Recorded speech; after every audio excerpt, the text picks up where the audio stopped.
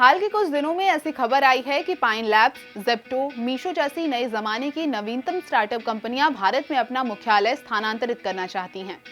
जिस समय इनमें से कुछ कंपनियां स्थापित की गईं, उस समय स्थानीय स्तर पर आसानी से पर्याप्त फंडिंग मिलना मुश्किल था, जिसके परिणाम स्वरूप कई स्टार्टअप्स ने विदेशी निवेशकों की ओर रुख किया, जिससे उन्हें विदेशों में होल्डिंग्स कंपनियां स्थापित करने की आवश्यकता पड़ी थी। लेकिन अब ये कंपनियां वापस भारत आना चाहती हैं। ऐसे में भारत में अपना मुख्यालय स्थानांतरित करने की कंपनियों के इस प्रोसेस को रिवर्स फ्लिपिंग कहा जाता है।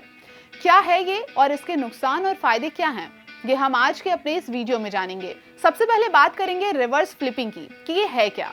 आसान भाषा में बात करें तो रिवर्स फ्लिपिंग एक ऐसी प्रक्रिया है जिसमें पहले किसी भारतीय कंपनी का मुख्यालय कर या नियामक लाभों के लिए विदेश स्थानांतरित किया जाता है और बाद में उसे वापस भारत लाया जाता है। इस प्रक्रिया को रीडोमिसाइलिंग के नाम से भी जाना जाता है। कंपनियां रिवर्स फ्लिपिंग कई कारणों से करती हैं, जैसे कि कुछ देशों में कर दरें भारत की तुलना में कम होती हैं, तो वहीं कुछ देशों में कंपनियों के लिए नियमों और कानूनों का पालन करना आसान होता है। रिवर्स फ्लिपिंग कंपनियों को विदेशी बाजारों में प्रवेश करने में भी मदद कर सकती है, जिससे वैश्विक स्तर पर कंपनियों का विस्तार आसानी से हो पाता है। बता दें कि इससे पहले भी कई भारतीय कंपनियों ने भारत में रिवर्स फ्लिपिंग की थी। उदाहरण के तौर पर देखें तो टाटा समूह ने 2000 में अपनी टाटा मोटर्स कंपनी का मुख्यालय लग्जमबर्ग स्थानांतरित कर दिया था, जिसके बाद 2014 में कंपनी अपना मुख्यालय वापस भारत लाई थी।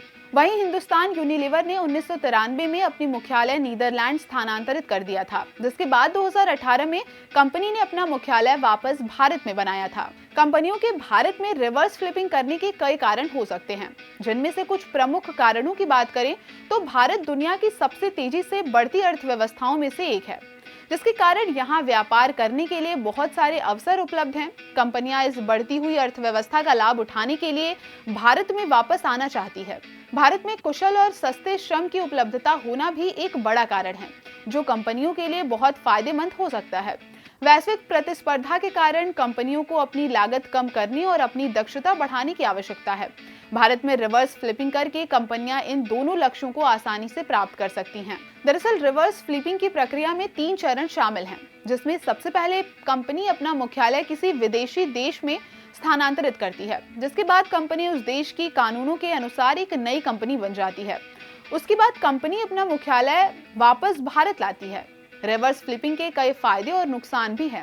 फायदों की बात करें तो रिवर्स फ्लिपिंग कंपनी को विदेशी मुद्रा लेन देन में होने वाली फीस और चार्ज से बचती है।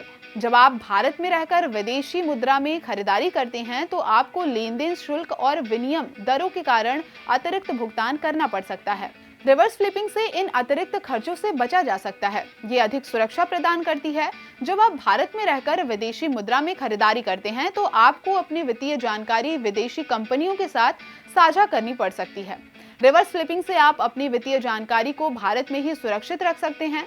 इसके अलावा लेन देन पर अधिक नियंत्रण, व्यापारियों के लिए लाभ संबंधी अन्य फायदे भी रिवर्स फ्लिपिंग के जरिए कंपनी को मिलते हैं।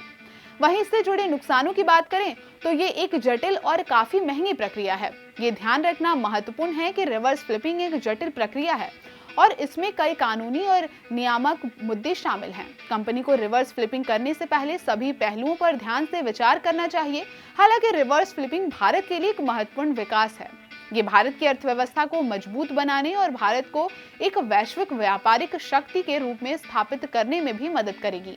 तो आज के इस कार्यक्रम में बस इतना ही। मिलते हैं कुछ नई जानकारियों के साथ, तब तक मुझे दीजिए इजाजत। नमस्कार।